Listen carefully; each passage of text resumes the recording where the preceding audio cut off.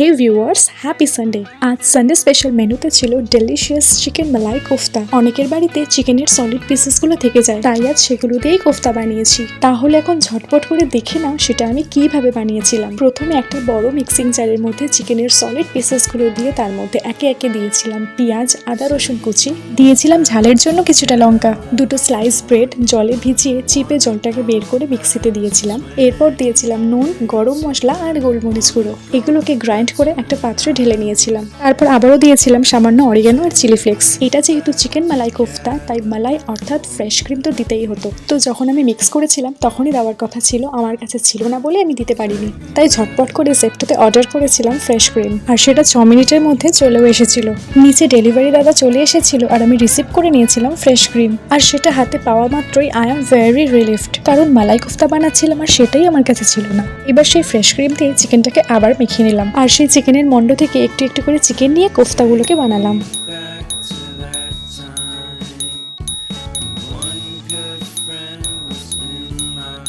সবকটা কোফতা প্লেটে সাজিয়ে নিয়ে সেটা একটা ননস্টিকের কড়াইতে কিছুটা তেল দিয়ে হালকা আঁচে সেগুলোকে ভেজে নিলাম। এগুলো একটা বাটিতে তোলার পরে আমারও যে কটা বাকি ছিল প্রত্যেকটাই ভেজে নিলাম। এবার একটা ননস্টিকের কড়া বসিয়ে সেটার মধ্যে একটু মাখন আর তেল গরম করতে দিলাম। তার মধ্যে দিলাম পেঁয়াজ, আদা, রসুন, ধনেপাতা কুচি, চারমগজ, কাজু, সবকিছু একটু ভালোভাবে শ্যালো ফ্রাই করে নিলাম।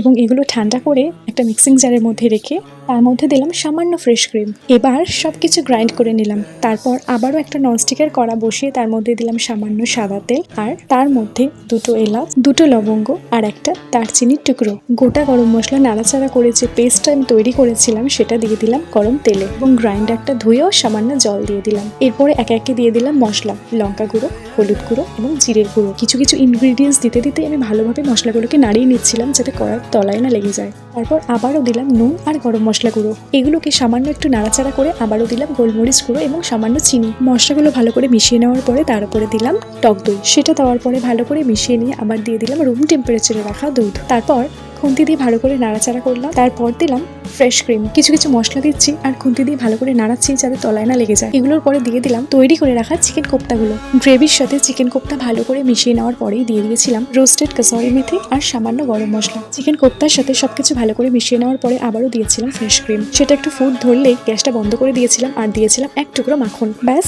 রেডি হয়ে গেল চিকেন মালাই কোফতা। সেটা একটা বাটিতে বাড়লাম আর উপর দিয়ে সামান্য ফ্রেশ ক্রিম ছড়িয়ে দিলাম, আর সেটা সার্ভ করলাম মিষ্টি মিষ্টি বাসন্তী পোলাও দিয়ে।